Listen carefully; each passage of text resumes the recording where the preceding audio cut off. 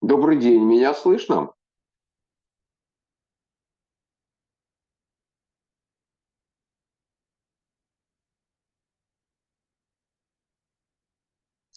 Да, я вас слышу. Добрый день. Добрый вечер. Спасибо. Я вас тоже слышу очень хорошо, значит, у меня, по крайней мере, работает.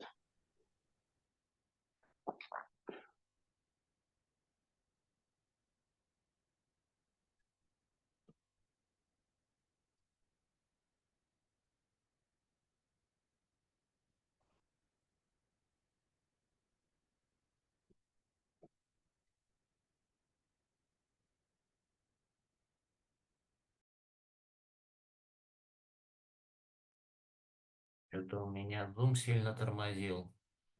Не знаю, это мои проблемы или... Не знаю, сейчас я вас вижу и слышу. Ага, хорошо.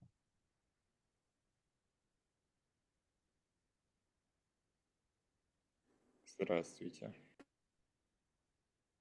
Здравствуйте.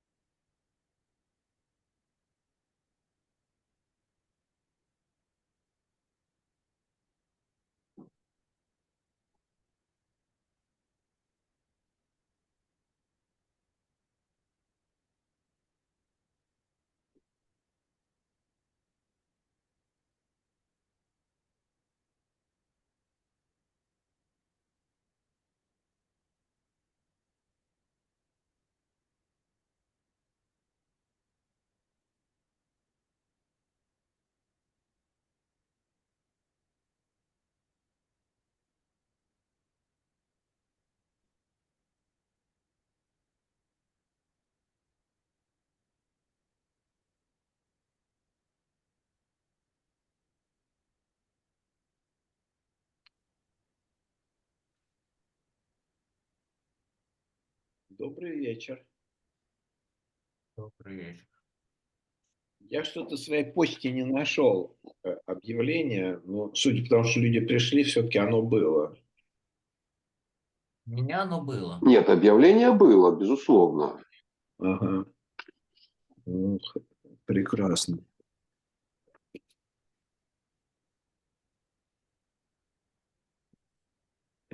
Или мы на английском, или можно по-русски? Так. Ну, наверное, Ну, на надо английском. посмотреть на список участников. Ну, я вот смотрю, что тома нету. Не, ну так мы все равно видео выкладываем, и кто-то его может посмотреть потом. Так, ладно. Окей, let's switch to English.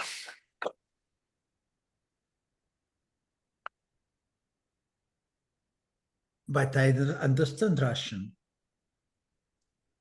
Полностью Okay, but somebody can't.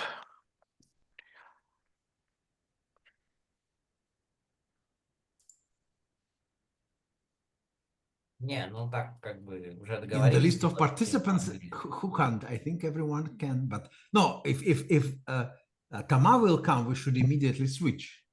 No, but the idea was that in any case we do in English because we Because we need the uploading recording, videos to the channel and somebody might wanted to listen to it later and then he will you know realize that it's important. In that very unlikely event that somebody will see it later. Okay. Yeah, I mean in general, if we are Tama is here. gonna do this in English in general. Okay, so we can finish the discussion then.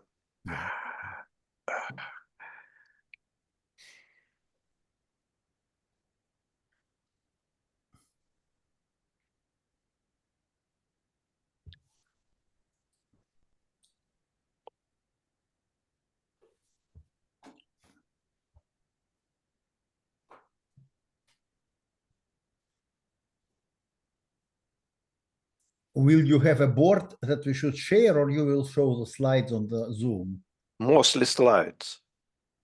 But probably I will also write something on the board. So now I try. But then if you send the link to the board, we can use it. Okay. Given that my computer died, it's not so easy. Okay, maybe if no, if you can write Actually, on Zoom, there it's is okay. a board inside Zoom. We can use it. Oh, a very good idea. I never was able to find it, but it should exist somewhere. Let's see.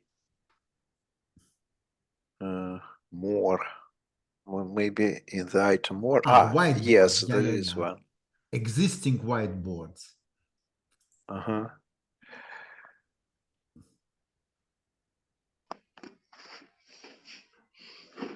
Okay.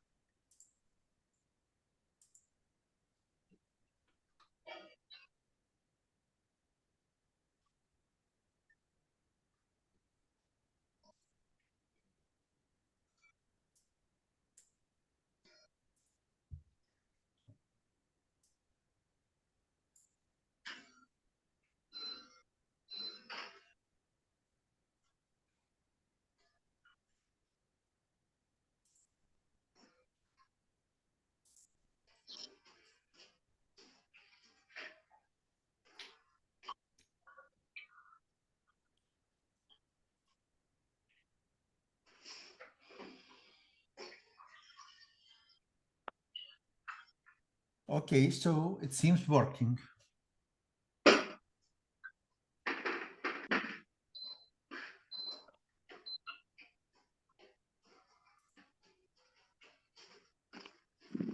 Recording in progress.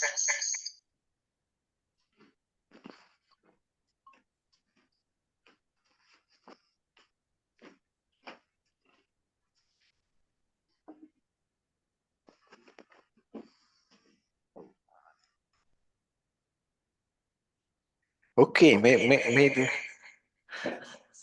Why I'm here? Yeah. You should switch off all the sound. I see. Except one. Mhm. Okay. No, not working. Okay. Now it's impossible to turn it off completely on iPad. You have to choose an option. Yeah. No. Now it's okay. I don't hear the second sound. Good. Okay. So let's try to present something. Share.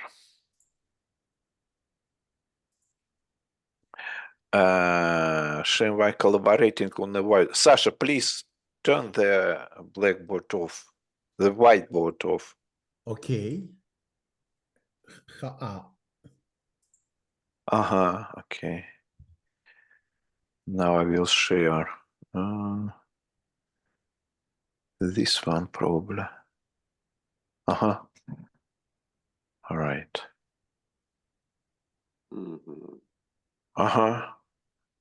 Yeah. Very good. You decided to start with page 27 to make it No. This is page one. So shall I start then? Probably yes. Why not? Okay.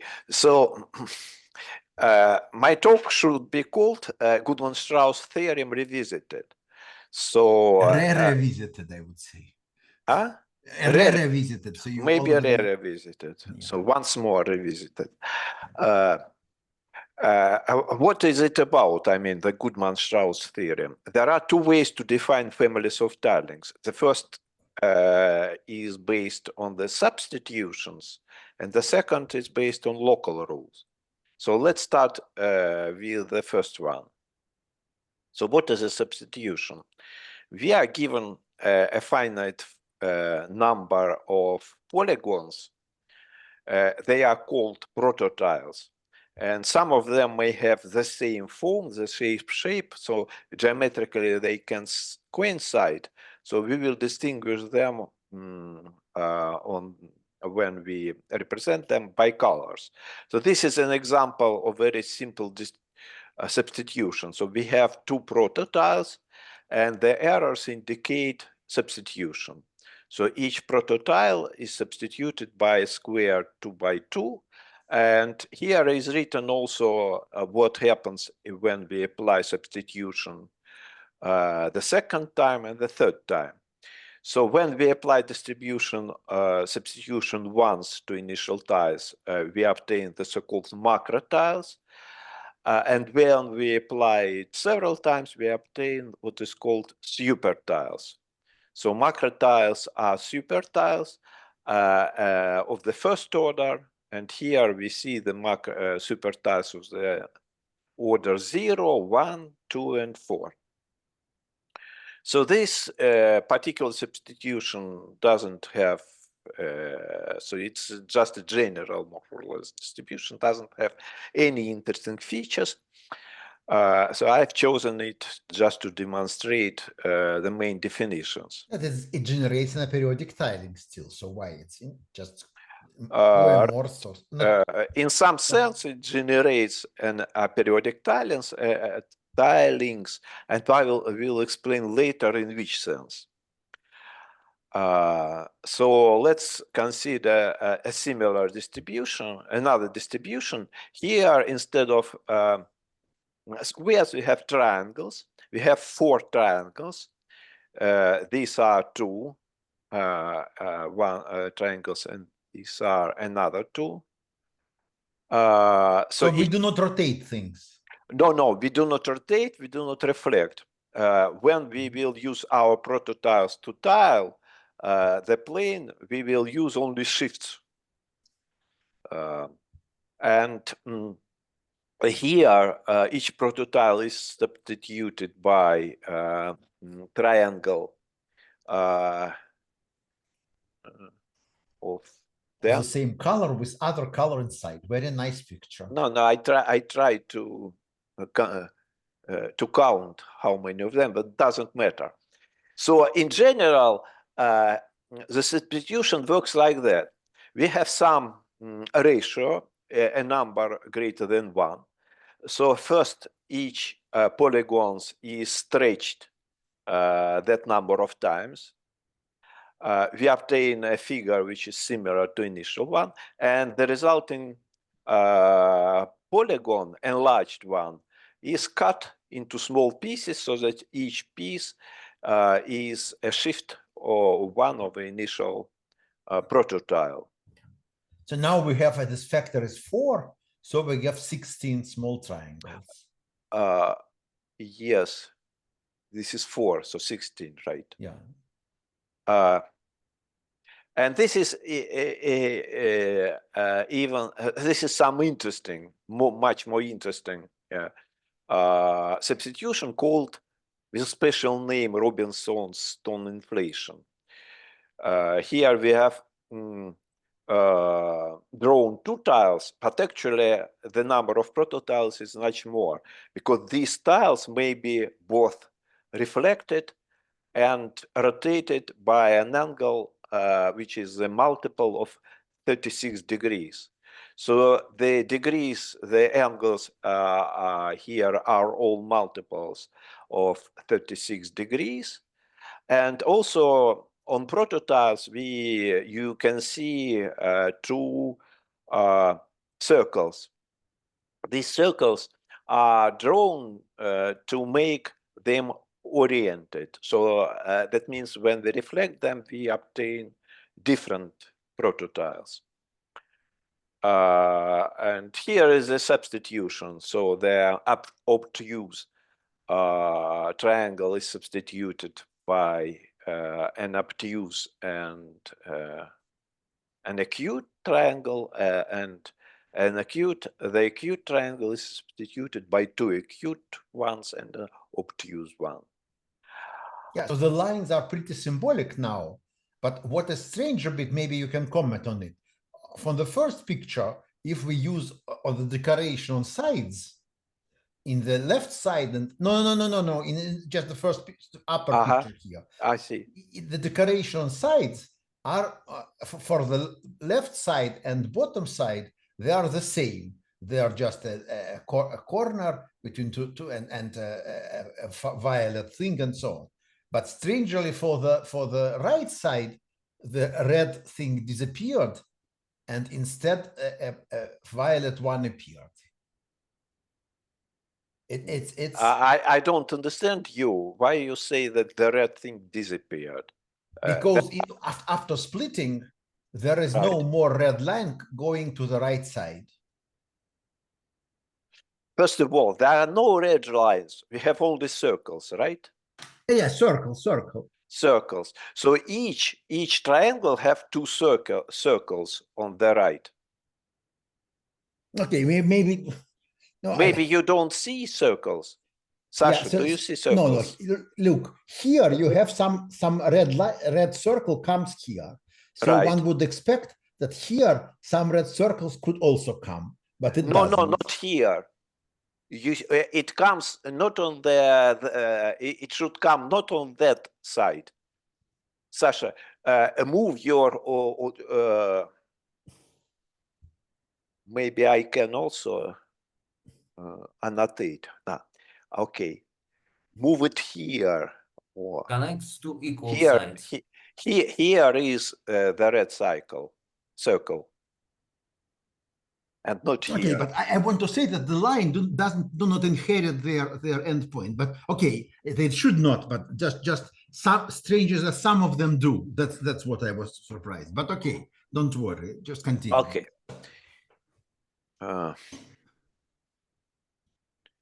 So I need to probably turn off the notation somehow. I see. Okay.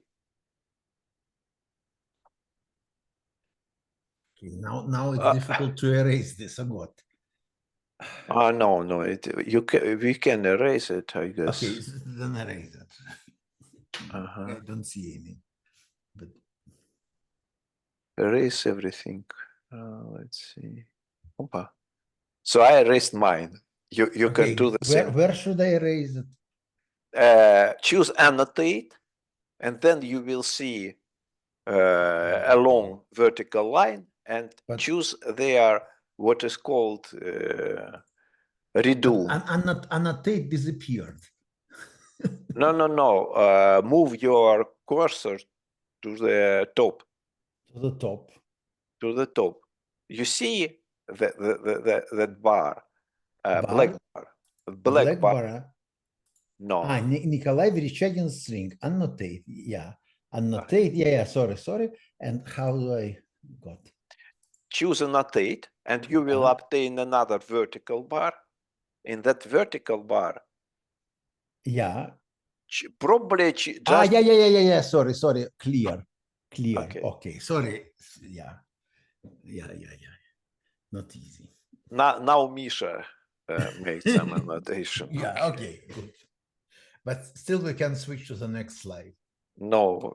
Okay. Now we can. So now two definitions. So Sasha said that substitution defines a periodic tilings. So there are two ways to understand what means that substitution defines a tiling. They are very close but different. The first one is called substitution tiling. So every substitution defines a family of tilings which are called substitution tiling, corresponding to that substitution. And definition is the following. A tiling is called a substitution tiling if every its finite part is a subset of a super tile. And super tiles are, recall that they are images of tiles under repeated application of substitution. And the second way is called the family of hierarchical tiling. A tiling is called hierarchical if it meets infinite number of compositions. A composition is taking the preimage under distribution. That means that grouping tiles according to our substitution. So that means that there is a sequence of side-to-side tilings. Side-to-side means that side should match the entire side of the neighboring tile and not half or part of it. So there is a sequence of side-to-side tilings, T0, T1, T2, where T0 is the initial tiling. And in this sequence, every Ti plus 1 is a composition of Ti. That means that if we apply our substitution to all tiles in Ti, we obtain exactly Ti, the other way around. If we apply our substitution to Ti plus 1, we obtain exactly Ti. No, substitution goes in which direction? From tile to a macro tile? Right. But sorry, it can be done for any tiling. You take a tile, each tile. But there can be something on the board which never appears. Misha, you confuse the direction. We should go the other direction, from a macro tile to a tile. So T0 should be partitioned into macro tiles. Each macro tile is then replaced by a proto tile. Then again, in the resulting tiling, should be partitioned into macro tiles. Each macro tile is replaced by one tile, and so composition means the reverse operation. Right. Right. Ah, I see. Okay. Yeah, so it's counterintuitive. You compose small tile into a bigger tile, but not. It's called composition, right? But Ti plus 1 is a decomposition of Ti then. No, it's a composition of Ti. Ah, yeah. It goes from left to right. Yeah. Sorry. Yeah. By the way, I forgot but for the first definition, do we require that its finite part is a subset of a super tile which is consistent with the tiling, or just it appears somewhere in a super tile? Somewhere in a super tile. That super tile. So if you put the super tile to match this part of tiling, the other part of the super tile do not match. Yeah. Sure. Right. That super tile is not connected to the tiling. It lives in another space, so to say, on another plane. And are there examples when this makes a difference? Of course. But why? If it's simple, just can you give an example? I have not prepared that example. Okay. But so I can't. But you think they exist? Sure. What's the relationship? The implication in one direction exists? Right. I will prove that every substitution tiling is hierarchical. What you mean, but not the other way around.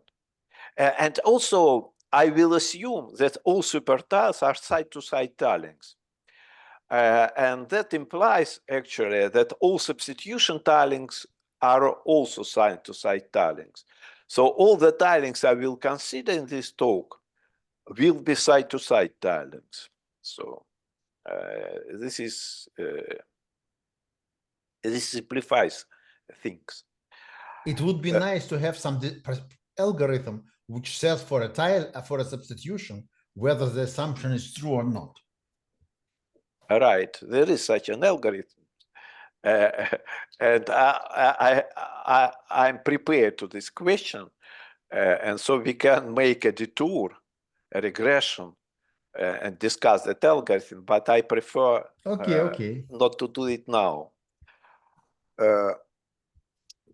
Okay, and so here is the theorem I already stated. Every substitution tiling is hierarchical, but the converse is not true in general.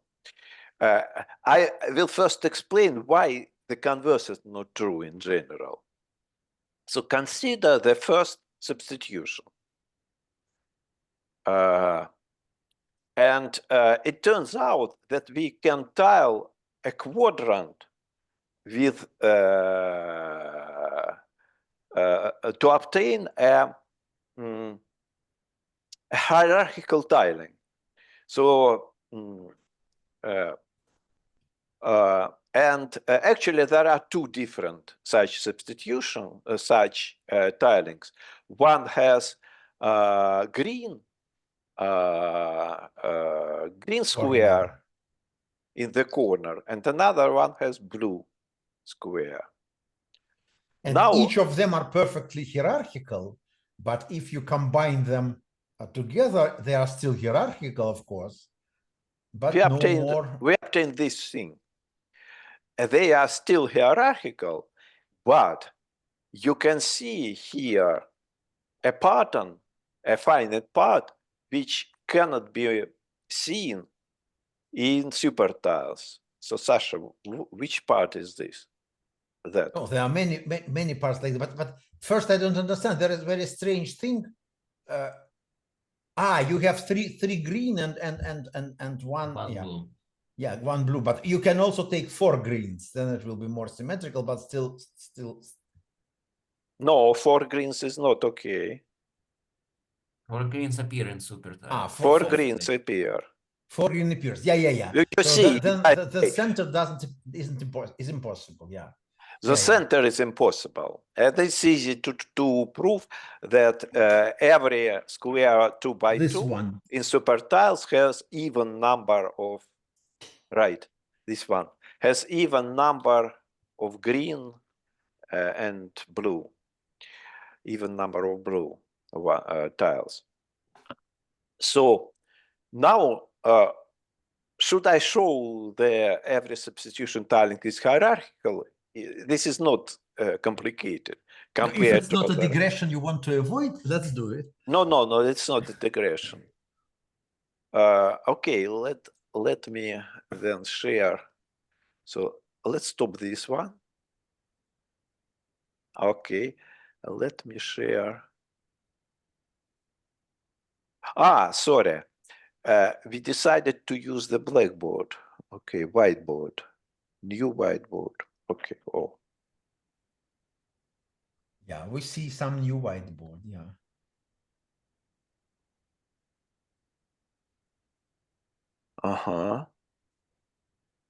Now, can I use my pen? Or you see? Yeah, perfectly. Perfectly. Okay. How I erase it, by the way? I can erase. Okay, good. So consider. So what we want to show? We have some tiling T, which is substitutional.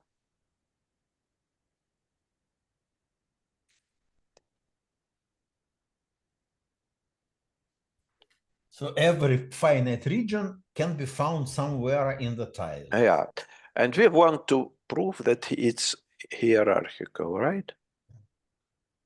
So of course, this super tile can be combined. Actually, we will prove more. We will show that T has a composition.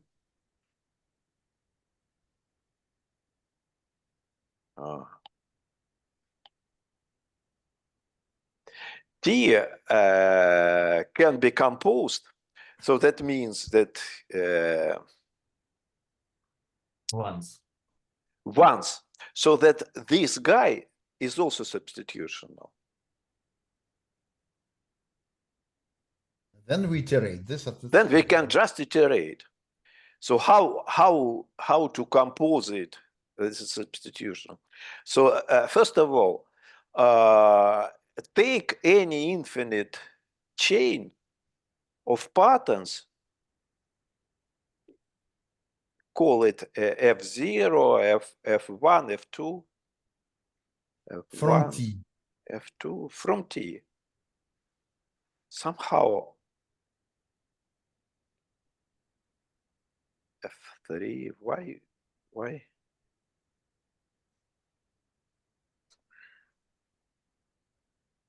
Stupid blackboard. And so on. So that the union of Fn equals to F. No, you don't, without any restriction on where the boundaries of tiles are macro tiles, just any sequence. Any sequence. But they should be fine. All of them should be fine. Now, we are given that this every Fi, Fn, is contained in some supertile. Is contained in some supertile. It's a part of some supertile.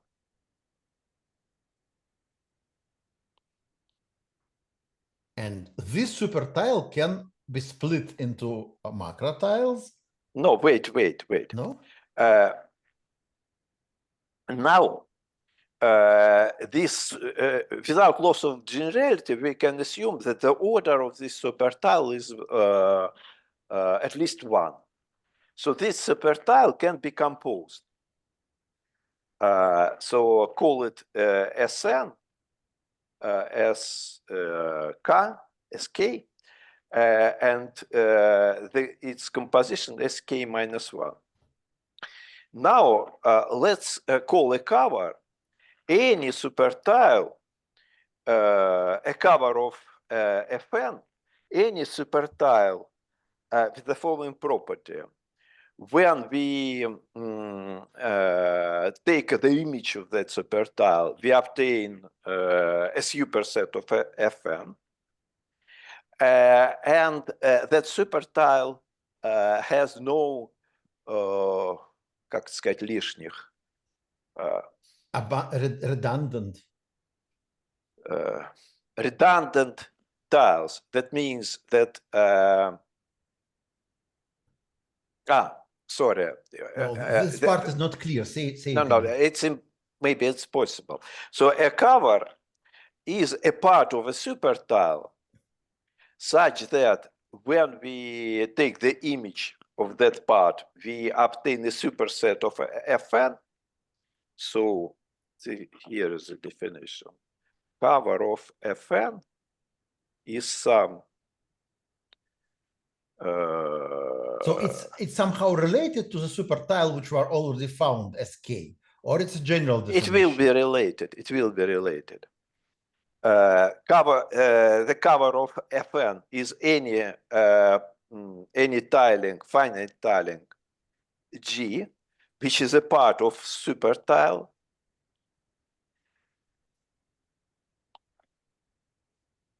such that the substitution of G, when we apply the substitution to G, we obtain Fn, and the substitution doesn't have that G doesn't have extra redundant tiles. That means that the image of every tile from G intersects Fn. So for any A in G, sigma of A intersects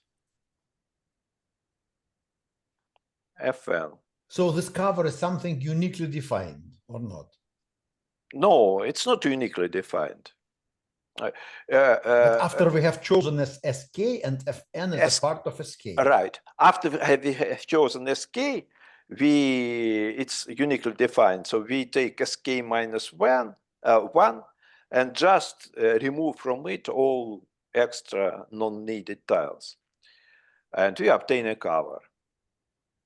Yeah, but what is the order? We start with choosing Sk and then consider the covers. Or we just consider the general notion of cover without fixing Sk. Right, the second one. We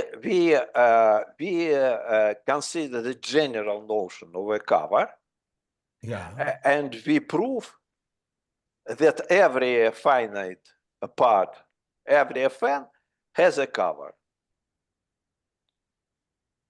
And now we will use the Koenig lemma.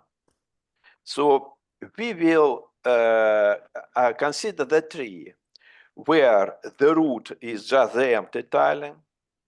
And then on the first level, we have covers of F1. Here covers of F1.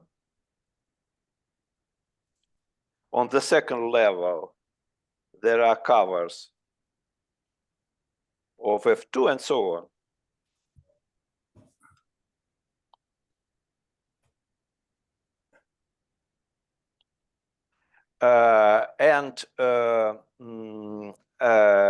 The edges connect consistent covers. That means that one cover is a subset of another cover. And I claim that this tree is infinite because every Fn has a cover. If you take a cover of Fn for large n, then we can just removing from that not needed tiles, obtain covers of all the previous Fn-1, Fn-2, and so on. And so we obtain indeed a tree. And that tree has finite branching because the covers are defined so that they do not have redundant tiles. And so by Koenig's lemma, there is an infinite path in the tree, and that infinite path provides covers such that each cover is a superset of the previous cover, and the union of those covers is the same as our initial tiling, and by construction, that union is a substitution tiling, and its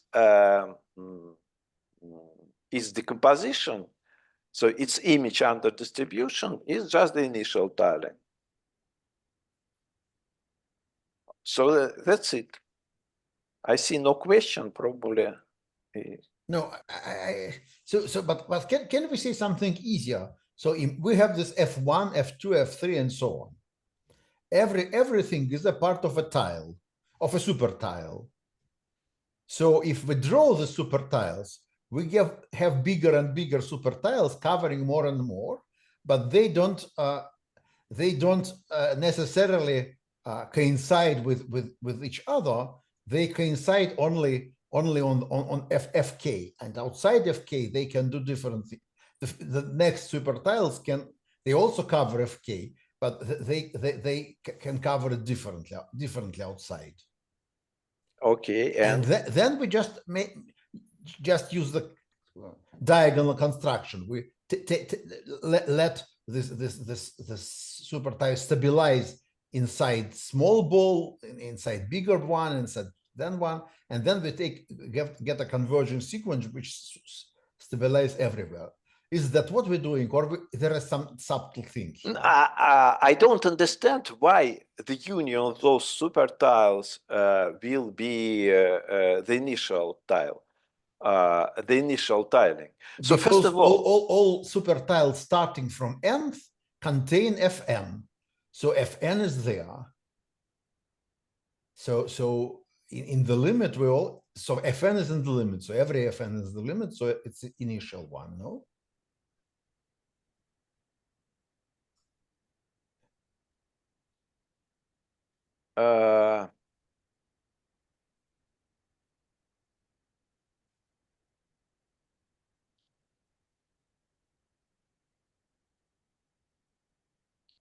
Maybe I'm missing something, but so it seems that you just represent the initial T as a union of a chain of super tiles, right?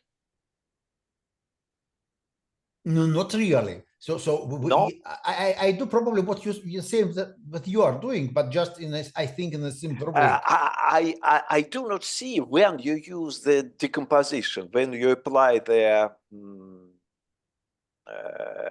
substitution. You say that we just we consider we consider super tile with decomposition, and we require stability with the decomposition also. Of course, we require not just the stability of tiles, but stability of tiles with composition.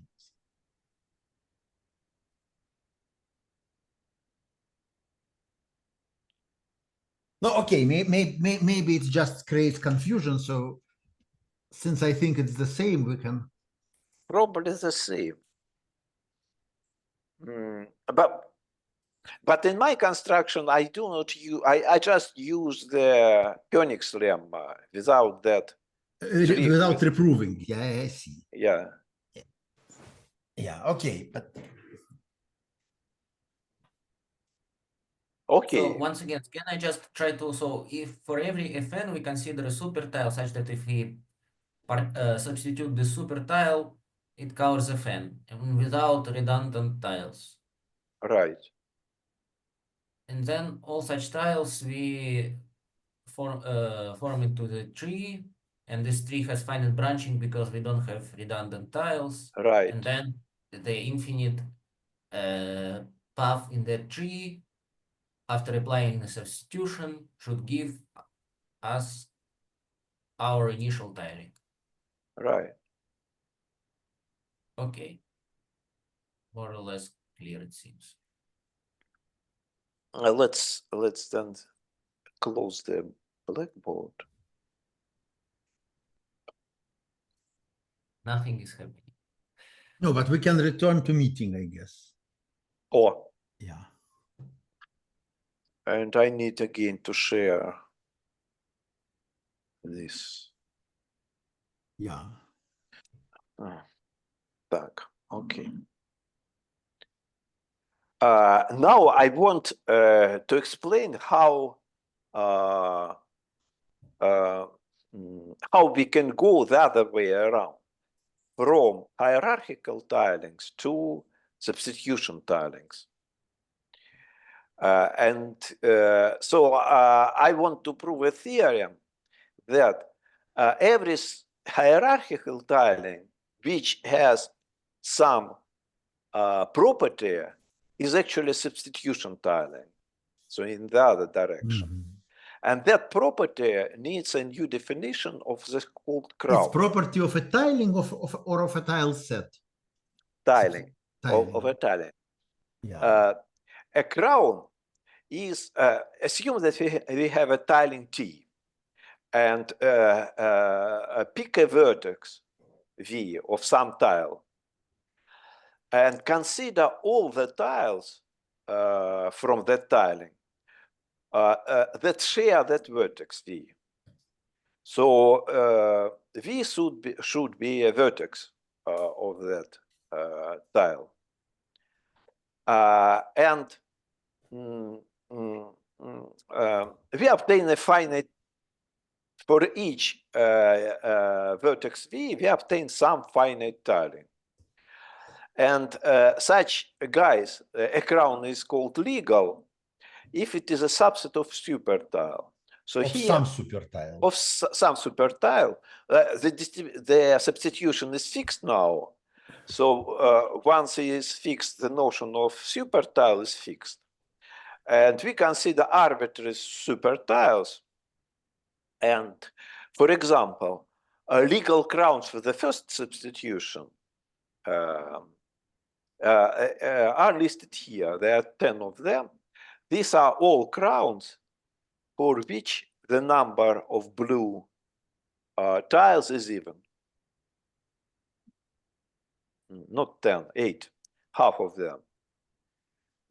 Yeah. And this is easy to prove by induction. First of all, it's easy to prove that only such tiles can appear in super tiles, And also we can see, for example, that the supertile of order 4, this one, contains already all such crowns,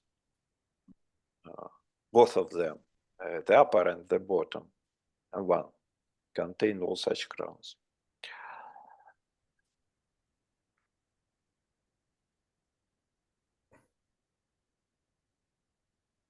So let's say that a tiling is quasi-substitution tiling if every crown is legal. So this is a very weak requirement. So substitution tilings are defined so that every finite part should be a part of some supertile. But here we consider only small parts. A crown is a very small part of a tiling and require only that such small parts appear in supertiles. So it's just local rules of minimal size. Right. Yeah. And here is an example of a quasi substitution tiling, which is not substitution tiling and even not hierarchical. So how you call it? Chessboard.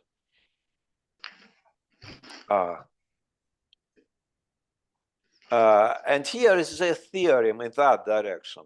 If a tiling is a substitution tiling, if and only if there is a sequence of side-to-side tilings, T0 starting with our tiling, in which each Ti plus 1 is a composition of the previous tiling, and all Ti's are quasi-substitution tilings.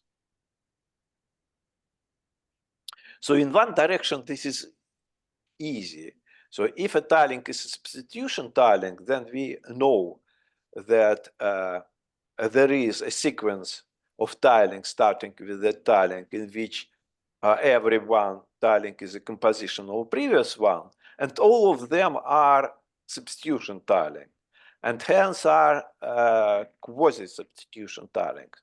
But the reverse statement is not obvious.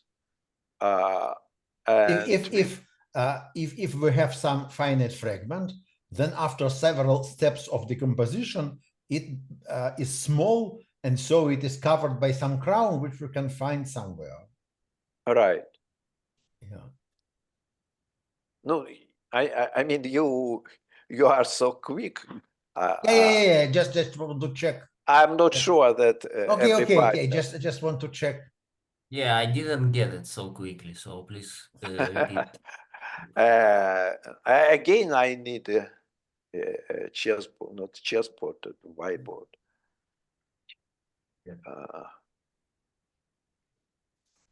Where is that bug? Can somebody turn the whiteboard? I can make a new whiteboard if you want. It's make it. Okay. Oh, I can write. Okay, so we want to show the reverse. So let's assume that we have a tiling T, which is hierarchical. That means that there is a sequence of not inclusions, sorry. This is a sequence of compositions, not inclusions. Sorry, just to understand, in the definition of a hierarchical tiling, this sequence of tilings, there are no requirements that this T1, T2, T3 are, I mean, there are no requirements for them there. And we are making this. Each next one is obtained by composition of a previous one. What do you mean by no requirements? I mean, individually, for T2, there is no requirement that T2 can be any. It's just that T2 is a composition of T1. No, T2 should be made in such a way that if we have two steps of substitution, we get our original tiling. Yeah, from T2. And also they should be side to side. Yes. And then we are strengthening it by saying that T2 has to be quasi-substitution. And then this already implies that the initial thing is substitution. Yeah, That all of T2 should be All of them are quasi-substitutional. Not only T, all of them. Yes. Yes. Side to side, and so we have local rules, but local rule is true for all the levels of decomposition, not only for. all right. And look, assume that we have here some finite part consisting of millions of tiles. Then consider what happens with this part after the first composition. Then this part already consists of 500,000 parts. So they are composed. We obtain something like that. And then this big things composed by even bigger things. And finally, we reach the level where the things are big compared to our zone. Right. Finally, we obtain such large super tiles that they cover the entire initial fragment of a tile. So, to say, not one super tile covers the initial fragment. They are just big compared to initial fragment.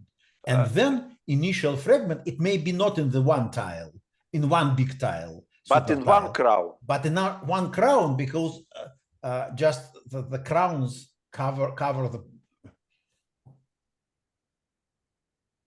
So intuitively, this is clear that after a certain number of compositions, our initial fragment is covered by a single crown, maybe even by a single tile, but in the worst case, by a single crown. Sasha, Kazachinsky, do you buy this statement? Not really. Okay. But even now, I'm now confused a bit. So how do we consider, how do we find this crown? So we have a region which is small compared to our tiles. Sasha, this needs to be proven. I have a proof, but the proof is not so obvious. Okay.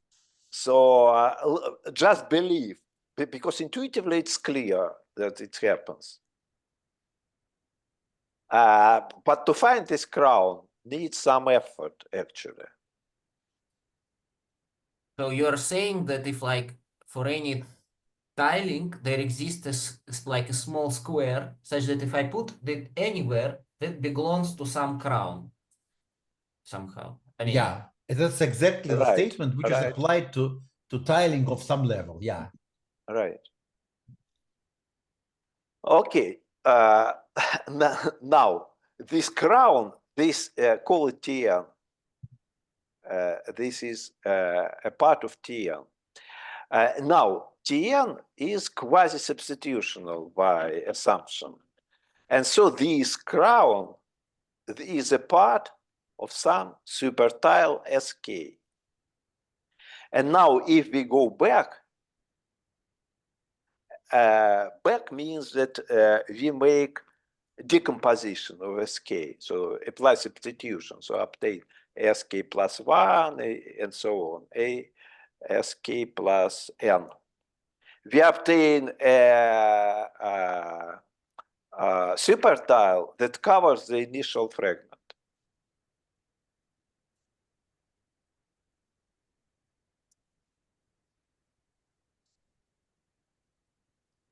That's it.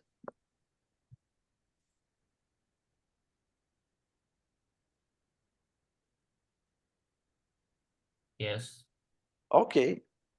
So are you satisfied, Sasha Kazachinsky? Well, I mean, up to this statement about small squares. Right. No, it's like a bit like Lebesgue lemma. If we have an open cover of a compact space, actually, your argument can be rephrased for the wrong statement about that every hierarchical tiling is substitutional. You just should change this crown by something stronger. So we need to prove this claim. Here is the problem. We cannot hope that even a small region is covered entire by one tile, because this region can be on the boundary or in the corner. But why they are sure that it can be covered by a crown? No, if it's inside, it's covered by one tile. But if it's somewhere on the boundary, then it's covered in the middle part of the boundary. Then it's covered, there is some edge, and if we take a crown on any endpoint, we get this thing covered. Yes. I see. And if it's on the angle, I see. Okay, we take that crown. Yeah, agree.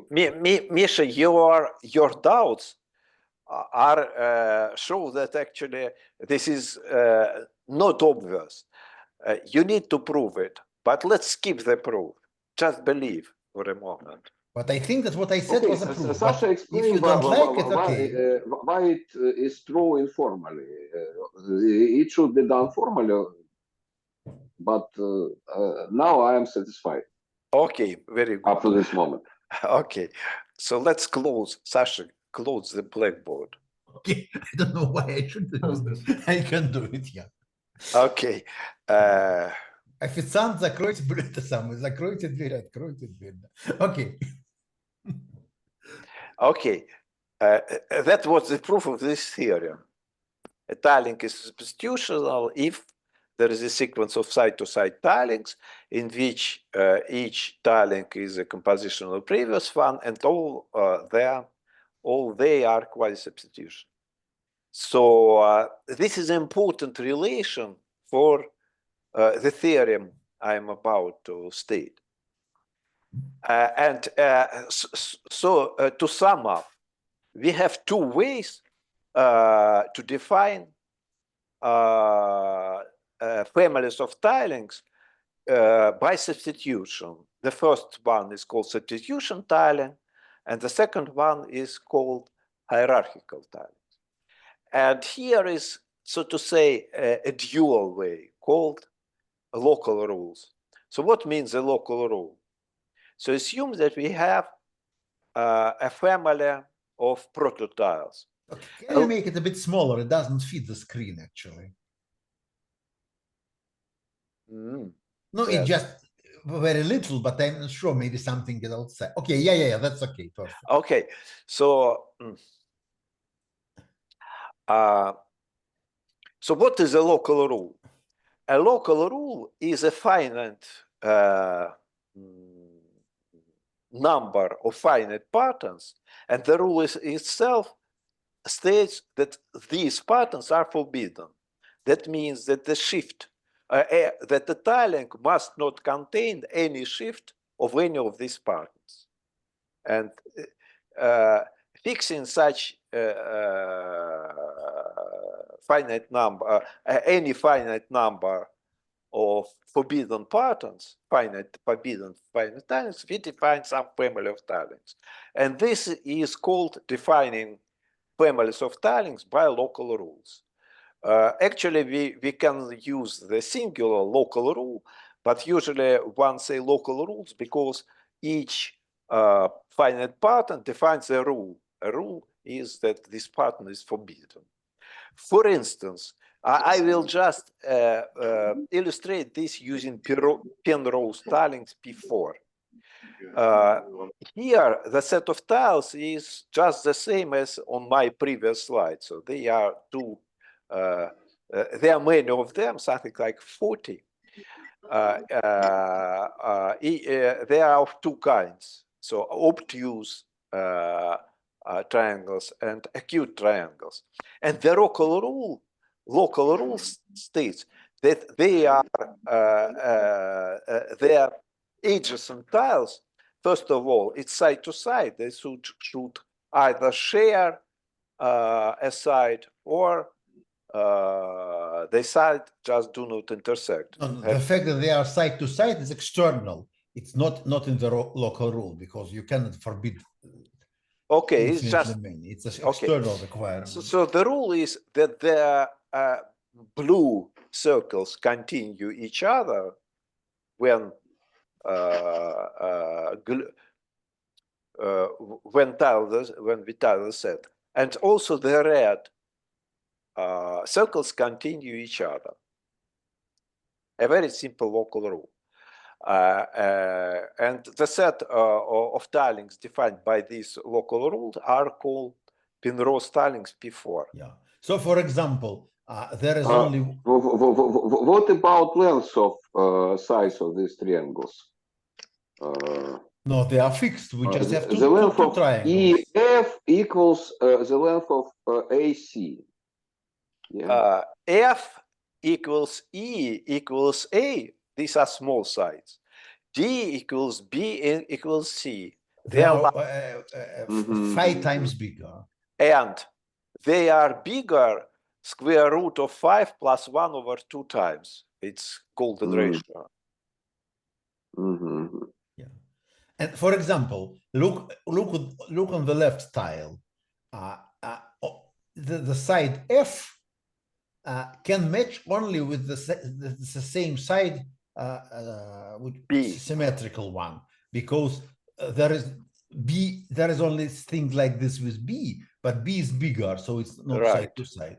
So there are no chances to get anything. Right. The same applies to B actually. Yeah, and the side C can match both D and itself. Yeah. And here is a tiling with these local rules. An example of a tiling. Again, we don't see the bottom. Okay, there is no bottom actually. Okay, yeah, sorry. So you can just enjoy this picture because there is no statement. Why you use this the just small rectangles are violet, right? Small triangles, and big triangles are always blue. Right. So just exactly. Right. Yeah. Okay. And now I introduce some terminology. SFT is abbreviation for shift of finite type. A family of tilings T is called SFT if it can be defined by local rules. Okay, very simple. And now comes the main definition. A definition of a sophic family of tilings. A family is sophic if there is a decoration of tiles from our tile set and some SFT tau prime, T prime, such that T is in T, if and only if T prime, there is some, here is omitted, there is some T prime in T prime and T prime, such that T is obtained from T prime by erasing all the decoration. Decoration means that each initial tile produces some finite set of identical tiles. Identical means of the same, exactly the same form. And these tiles just are distinguished from one to another by colors. So and that's why we use the term decoration. Is it clear? So this is completely unrelated to any substitutions. No. It's just a definition about tiles. And so sophic tiling is produced in 2 steps. Initially, you take a shift of finite type, which has tiles related with ours by coloring tiles in some colors, and then we just remove colors. Right. Yeah, but you should be more accurate. So it's not a tiling is sophic is produced in 2 stages. A family is produced in. So the rules should be for the more colored tiles should be chosen in such a way that if we follow them and then erase the colors, we get all tilings from tau and no more. All right. Yeah, It's so not a property of one tiling tiling. of finite type is a family of tilings. Each set of local rules defines some family of tilings. Yeah. Consistent with these rules. And now we need to color of tiles in such a way that the total family. No, we make several copies of each tiles with different colors. Yeah, I see. And then make local rules using the colors, and then consider all the correct tilings with this color. Yes, but I'm trying to understand your remark. So we need that any tiling of T prime with colors after removing colors became some tiling of T. From family, and that every tiling can be obtained. Can be produced in this way. Yeah. No, it's maybe it's useful example. So if you imagine we have just infinite strings, then SFT is just we forbid some patterns. And sophic means that there is some automaton which can produce such a string. So there should be some internal states of elements of tiling, and they can be used to guarantee correctness on long distances somehow. In your examples, there are no families. You just say about string and yeah, we have some language on strings. But for example, we have a language of strings saying that if we have, I don't know, if we have one somewhere, we cannot have any two on the right. And so imagine we have letters A, B, C, and the rule is that if we have A, we cannot have any B on the right. We can have C's, but not B's. This is not local, because no local rule can catch this. But it's sophic. These colors are somehow state of the automaton. If the automaton sees A, it converges to some goes to some special states on the right, and this state cannot appear on the left of B. So this is kind of idea of why we need sophic things.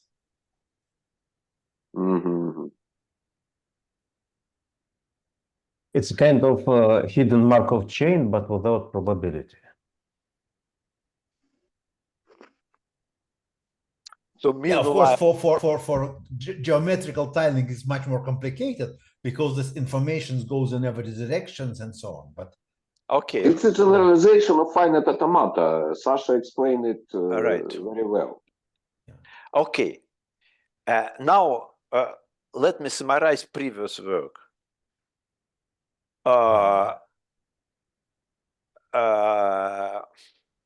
Here are 3 theorems about that are either family of substitution tilings or the family of hierarchical tilings is sophic. So the first one is by Moses. He stipulated some requirements on substitution, granting that the family of substitution tilings is sophic. But Moses already considered not the one tilings, but general thing, not just a square split into squares. No, more or less the same. Rectangles. Rectangles split into rectangles. Yeah, but it's the same as squares. Yeah. But then there is, I think there is no assumption. It should be true all. No. There are many assumptions. And also one of them is very complicated. I didn't even get it. But what is the substitution when it's not sophic? No, I do not claim that there is a counterexample. I claim just that in the Moses paper. Also you consider the family of substitution tilings, not decomposable tilings. Not hierarchical. Not hierarchical, yeah. Okay, so then Goodman-Strauss found a much weaker assumption on substitution, under which, again, the family of substitution tilings is sophic. But the problem is that those assumptions are not clear from his papers. So somehow they are scattered and in the proof. Moses' theorem, do you consider it as clear one? I consider it as clear, but I'm too stupid to understand. But so you cannot explain the proof of Moses? No. Yeah.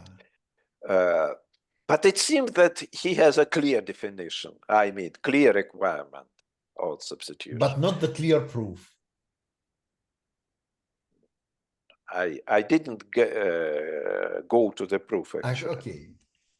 And now the last result is by Fernicoux-Langer. Now it's about hierarchical tilings, not substitutional.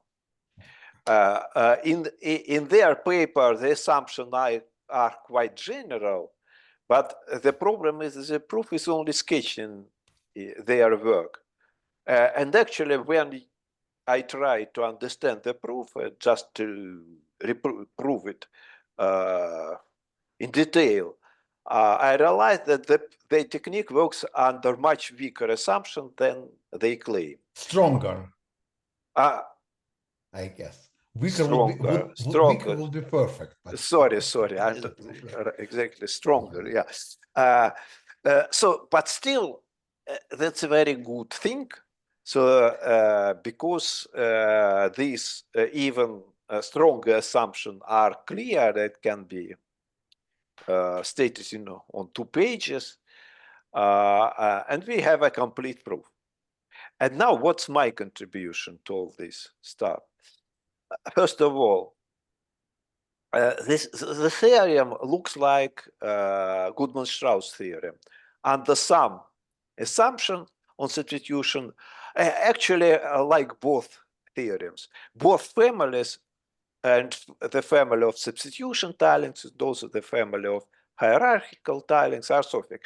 Actually, Goodman-Strauss claims that his technique also proves that the family of hierarchical tilings is sophic, and I believe in his statement.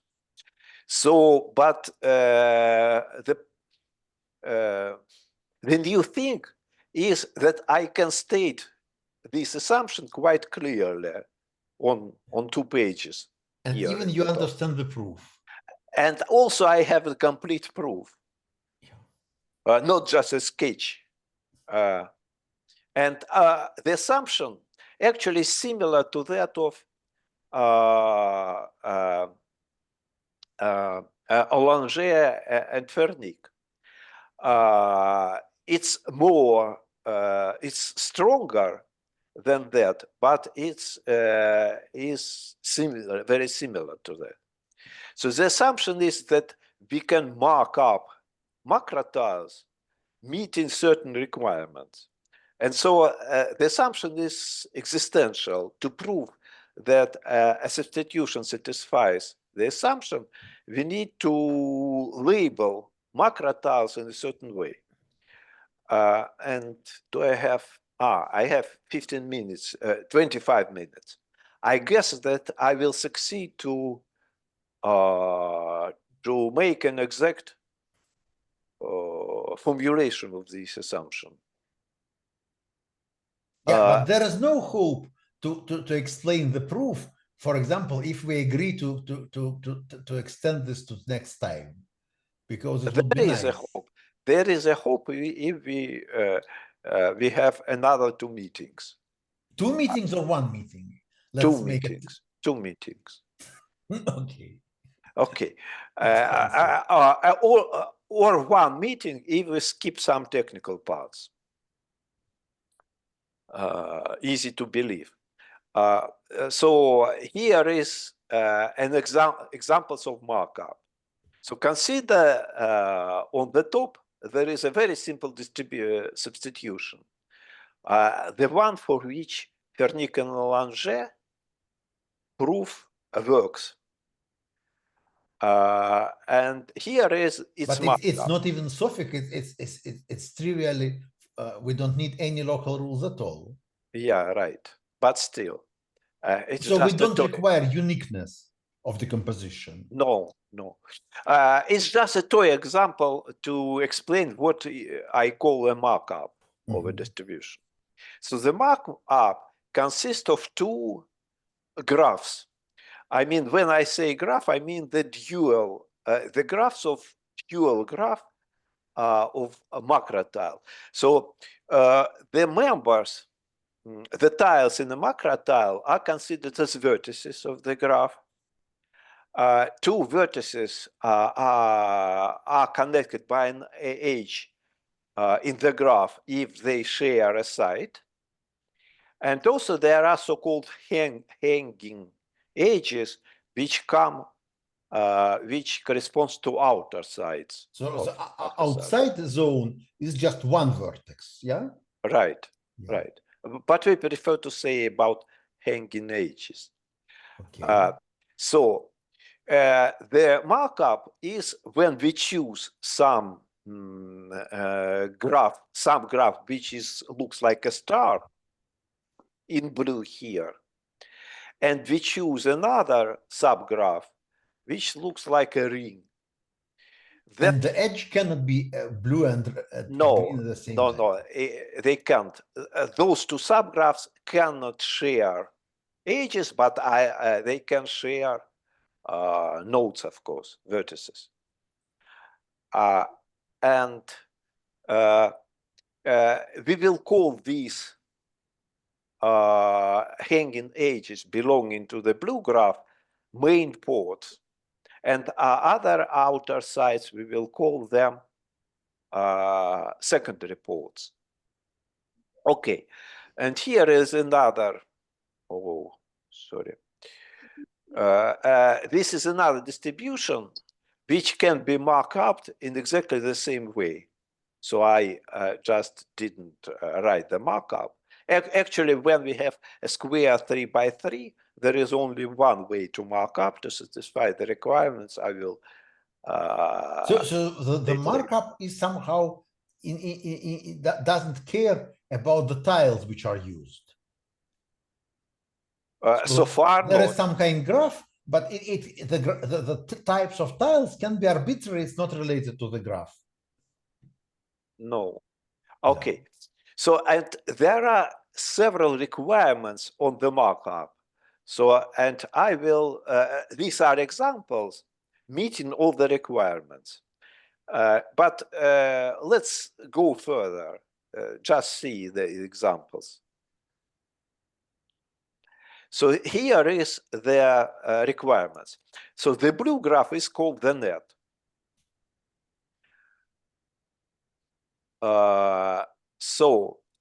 Those outer sides which are not in the net are called secondary ports.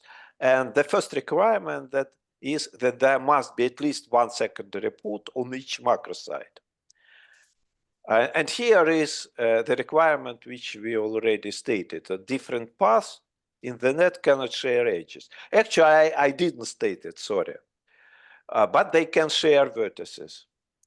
What do you mean by net? I don't understand them. So the net is the blue graph. The blue graph has some central tile. Yeah. And from that central tiles go paths to the macro side. So each macro side should be connected. On each macro side should be one hanging edge which belong to the blue graph, and only one. And that edge should be connected by a blue path with the central tile. So there is some specific notion of central tile. Yeah. The markup starts with choosing a central tile, then choosing these blue paths, which do not share edges, but share nodes.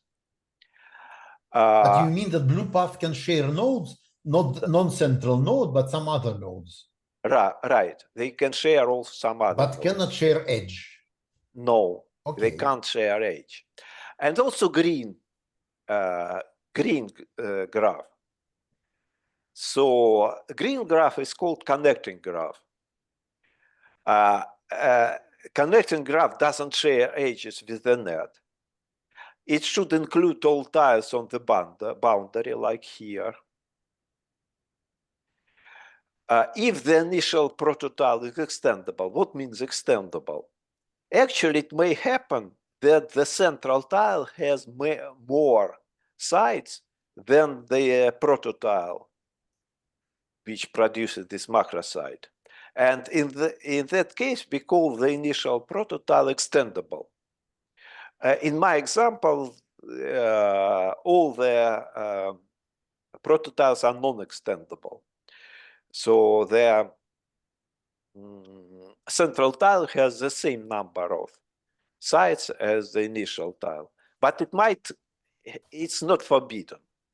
But the rule is, the requirement is when it happens, so the initial prototile is extendable, then the connecting graph must also contain the central tile. But then I don't understand how it's possible that different paths from central tile to the all sides have no common edges. They should cross. They should go out from the central tile in some way.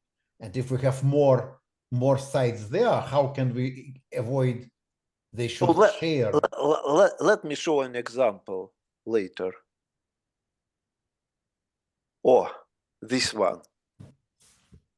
So you see, probably you see the central tile here, which is purple. It has four sides, Sasha. Yeah. This purple rhombus, right? Yeah. This purple rhombus is a central tile of the triangular macro tile. So you mean this one? Okay, right? I didn't know how to show it. Yeah. This one.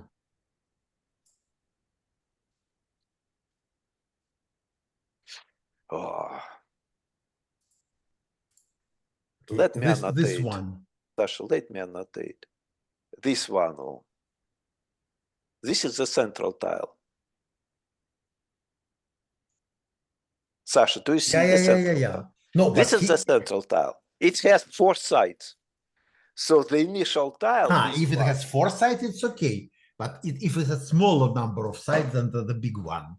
No, it can't. And we don't require that all tiles are in the connecting graph or in the net. In this picture, there are tiles which are not green. Right. The majority of tiles do not belong to either the net or a connecting graph, right? So if the central tiles has more sides than the initial prototile, then it also should belong to the connecting graph, like here. That's the requirement. But but it can do this only using the remaining sides. Of course. Yeah. Okay, sorry. In your picture, it seems that blue and green lines are not in dual graph to tiling. No, somehow I think that's just symbolic. If a line crosses a boundary, it means that there is between tiles. It just connects. Misha, which picture? The last one, very nice. This large triangle. No, I just made it very carefully, so everything should be okay there. Wait. I spent hours. No. What Misha says that you just draw a horizontal line, purple line, for example. And right. if you draw it in a dual graph, you should draw not a straight line, but connect the circles. But if you look at green line from the central tile, you see that it goes along the boundary. Right. I was not so careful. Exactly. Okay. So let's bend it a little bit. so that it avoids. Yeah, Sasha start explaining how to avoid this part of the picture. Yeah, I see. Yeah, but also it's not clear what are the tiles. So we know that, for example, there are this rhombuses, not triangles. But what are the Here other the tiles? Is not here saying. the tiles are rhombuses, triangles, and that's it. So purple rhombuses and right. And blue rhombuses, purple rhombuses, and white triangles. These are blue rhombuses. Where are blue rhombuses? Large ones.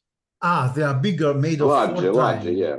Large ones. Ah, yeah. Then it's another story. Yeah. Yeah, it's a complicated story.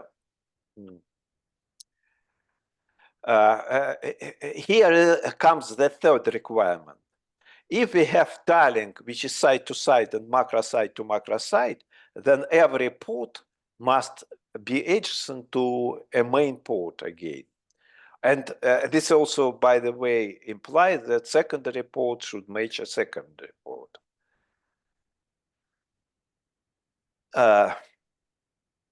I do not explain now why we need all these. Because I just want not to mix informal explanations with formal definition. So how to understand this requirement? You make the markup, and any tiling you can construct should satisfy this requirement. No. This is the requirements for substitution. There is no tiling here for the requirements. We just look on the macro tiles. But the third requirement starts in any tiling. Da, Misha, you are right. And Sasha exactly, Sasha just corrected. I mean exactly the same what he has said. Assume that we take two macro tiles and put them one to another so they share macroside. And assume that it also happens that the resulting mapping, the resulting tiling is side to side. Then, if this happens, then every main port must be adjacent to a main port. So this is just about two tiles, right. Not about big so tiling. This requirement is about two macro tiles. Right. In your markup, yeah, I see. Right. That's much better to state it like that. So okay. it can be checked if we have in substitution and markup. It's somehow easy to check whether it's true or not. Right. And here are more complicated requirement. So what are names of site? I will explain on this picture, for example. So you see, take one side of a prototile, here, that one, and take the corresponding, now let's mark up, let's annotate. Take this side, for example, and take the corresponding macro side. Now take the path starting from that macro side, the net path, the blue path. It comes to that central site of. We will say that this initial site and that site have the same name. They are eponymous. So we, in such a way, we define names of sites. So we consider this mapping from sites of some tiles to sites of other tiles, and we consider the graph of this mapping, and we consider the transitive, reflexive, symmetric closure of this relation. But the other edges, which are not of the central tile, they also should have names, and they should be also consistent with So we have only one markup with names of a tile. And if a tile appears somewhere, it should be always the same markup. Yeah? I didn't understand. No, so you have for example, you have a hexagon. Right. And you decide that some side is blue. That's the name of the site. It's the name of the site. Then you see that the central side, the left upper side should be blue. Right, also. Exactly. But also, do we conclude that the bottom right side should be blue because the same side appears as a so here this tile is also has this. Of course. Each so side. For example, this side should be also blue. No, why it's blue? Because it appears here. Where? It appears here. No, Sasha, the mapping is like that. We take some side here, and we say where it's mapped here. If this is the same site, this is not interesting. But it might happen that this path connects this side to that side. Yeah. And that only in that case, we say that the name of this site and the name of this site are the same. No, but my question is different. So if you say that, for example, this side has the same name, but it also is a side of this tile. So doesn't it mean that here we should also have the same name? No. This is not related with sharing sites. So it's quite the converse. The requirement will mean that shared site must have different names. So the requirement. Let's show it again. So first of all, I define names. Is it clear what is the name? The name of a site is just the equivalence class. But it's not clear what sites are named. Only sites of markup tile and the central tile, or all tiles. Misha, each site of each prototile has a name. I see. And the name is the equivalence class of this site. And that's it. The only thing I require from names, I want the names be different, so to say. And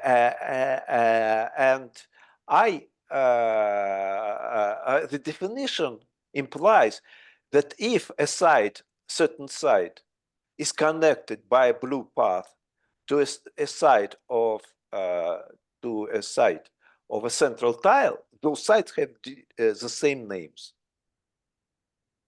So more or less, only for central site. Only for central site. Okay. For example, for this. Complicated but formal. For example, for this, we have two tiles here. The central tile is in the center. So there we have here four sides. The west side is mapped to the west side here. So they actually are the same. But this west side of the second blue tile is also mapped by the west side to the west side of the green tile. And so they have the same name.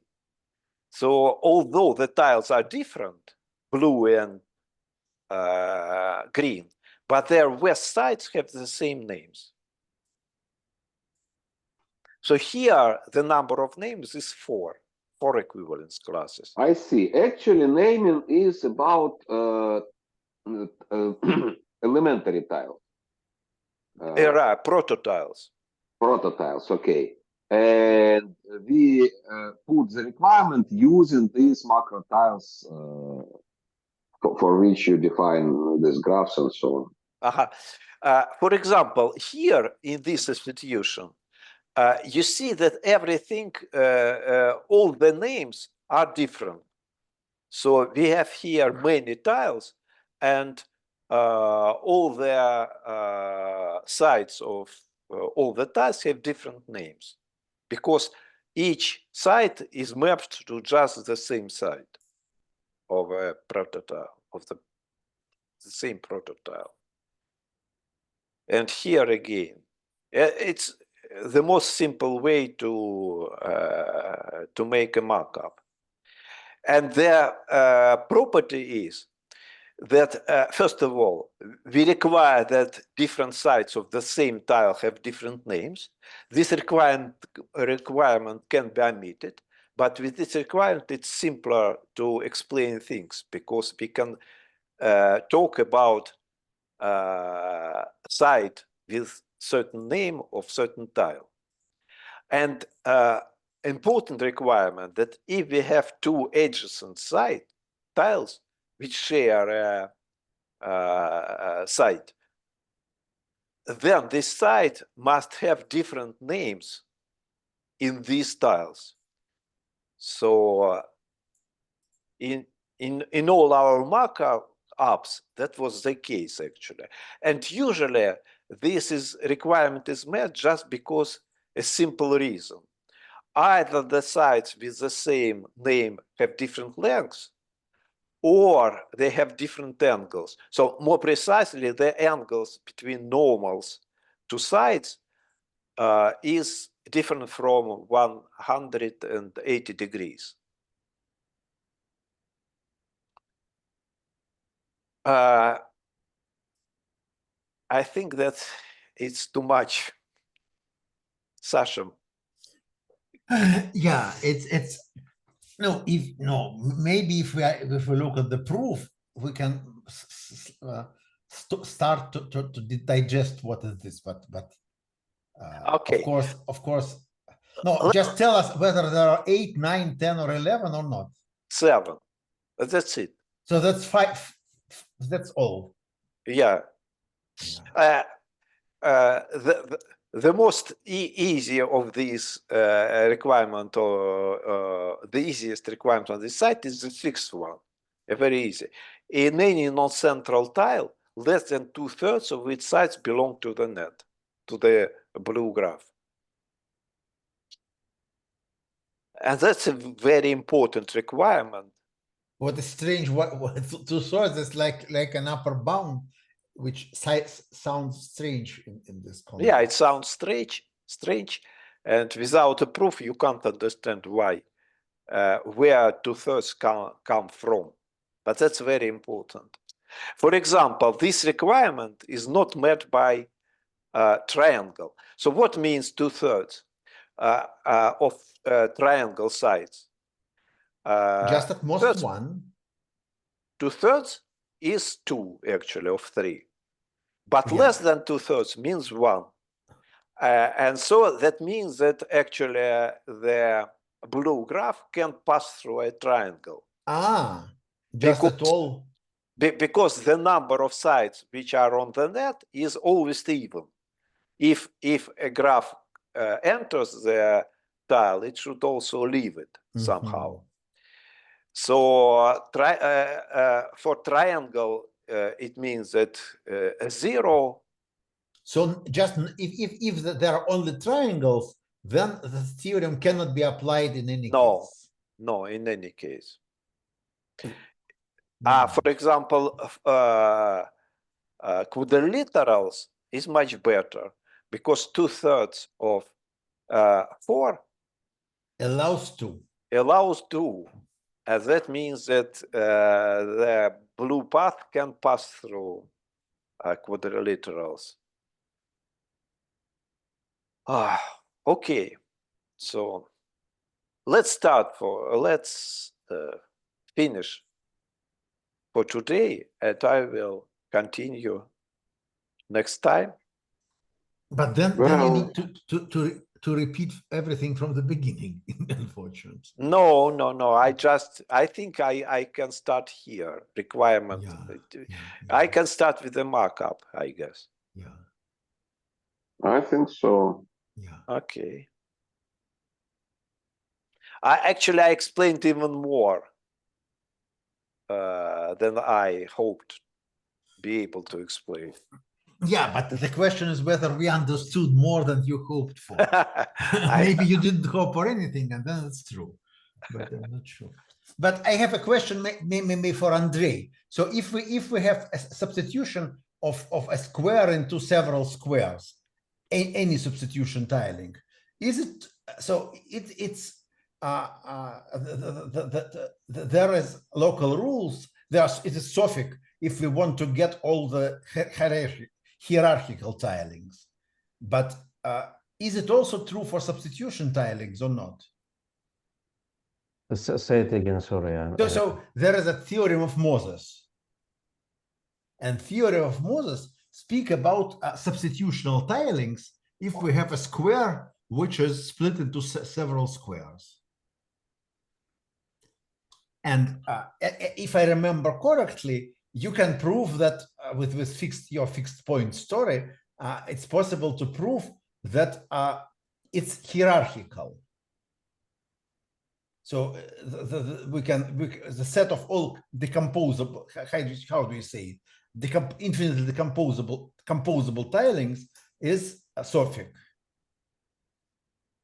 No, sorry, probably just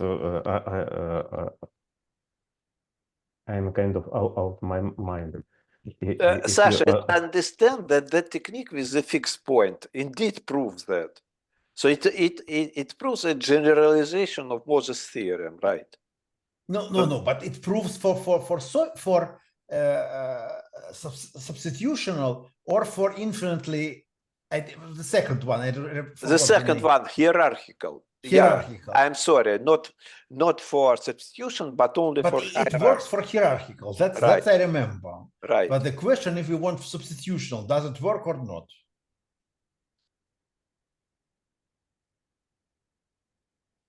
So can we just prove exactly the Moses theorem for squares using this fixed point tools? That was my question. So somehow adjacent tiles should verify that all these crowns on their boundary are allowed. And I guess that this can be also done. I don't know actually, because how to do it, I don't know. So I doubt.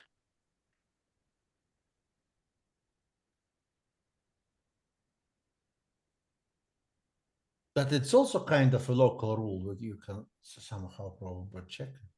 Okay, but it's another story. Okay, let's finish. Bye-bye. Yeah. So next time, I'm not sure that I will be. I'll be in Paris, and I hope it will be there. I will be near the network, but it will be a conference there. No. At Monday it's not a conference. No. Monday I will be somewhere. Probably I will have the access. No, maybe you will be in Paris on Monday, but it cannot be a conference because a Monday. Yeah, conference started Tuesday. Yeah. No, 11 just because of the war, 1814. Next Monday is people do not work in France. Holiday. It's like this Monday. Okay. This anyway, people do not work either. Yeah.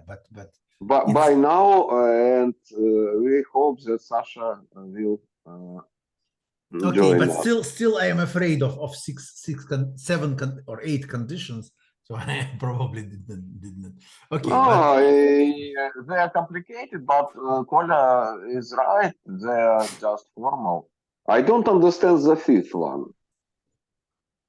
Koля did not explain it, but Okay. I did No, not understand. now I don't even remember what it was about, but okay. Okay, bye. Okay. Bye.